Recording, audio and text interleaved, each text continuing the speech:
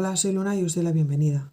En esta ocasión os voy a hacer un vídeo referente a El oráculo de la luna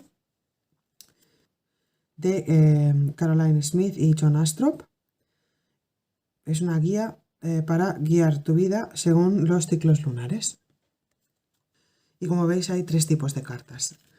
Estas ya las habréis visto en otros vídeos que realizo en el canal sobre cada fase lunar. Si es que los habéis visto, y representan las fases lunares y además estas cartas hacen un símil con el crecimiento de las plantas para cada fase lunar y además es muy visual y la verdad que además de ser muy bonitas representan muy bien el momento en el que se está. En las tiradas también representan el momento en el que se encuentra esa cuestión.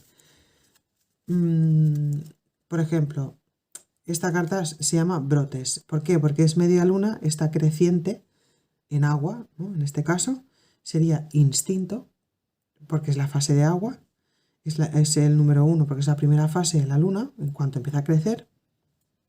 Entonces aquí, por ejemplo, indicaría una cuestión que empieza, ¿no? O sea, justo empieza a brotar, saca raíces, saca hojas y es una cuestión que requiere de instinto y que empieza a brotar en este momento. Como veis, parece una semilla que justo se acaba de abrir, ¿no? Se ha roto la cáscara y se aparecen los primeros brotes. Estas cartas, como os digo, indicarían el momento para el cual, o sea, el momento en el que está esa cuestión, en el momento de hacer la consulta. O también podrían indicar cuándo va a suceder, cuándo se va a realizar o cuándo se va a culminar ese proceso por el cual se está preguntando. O sea, cuándo sería ese resultado que se está queriendo buscar, ¿no? Tanto si es positivo como si es negativo, cuándo se culminaría. Entonces hay otras dos cartas que acompañan a esta. Son las diosas de diferentes tradiciones. Kali, Hécate, Atenea, Lilith. Como veis, son cartas muy bonitas. Y como veis también en la parte inferior hay un punto negro o blanco o rojo.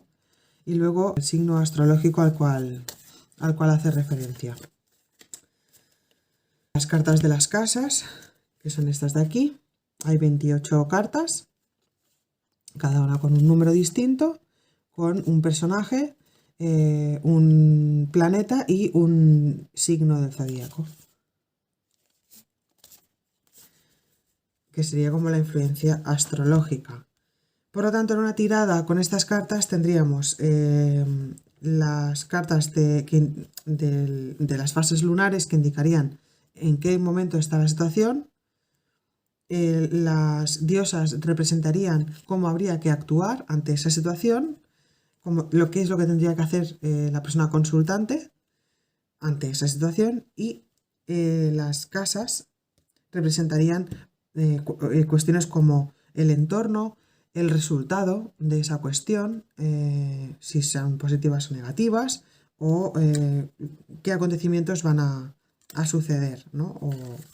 O qué acontecimientos hay en el entorno, o qué barreras o qué facilidades, ¿no? Si quisieseis hacer una tirada simple en la que sacáis una carta para cada uno de los mazos, pues podríais primero buscar la carta de la luna para la cual se va a hacer la pregunta para saber en qué momento se está. Si buscáis aquí al final del libro, de la guía, hay unas tablas en las que aparecen las fases lunares, la fecha, la hora en la que empieza y el signo astrológico y el elemento.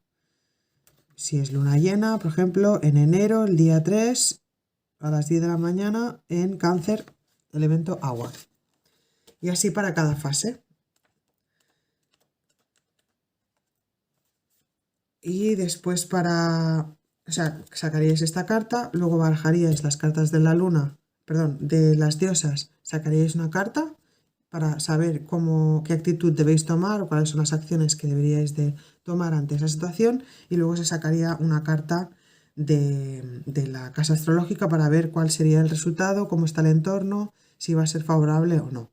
Y si quisierais también profundizar un poco más, podríais analizar la carta de la fase lunar y ver en qué momento se va a producir el siguiente cambio al respecto de esa cuestión, que será en la siguiente fase.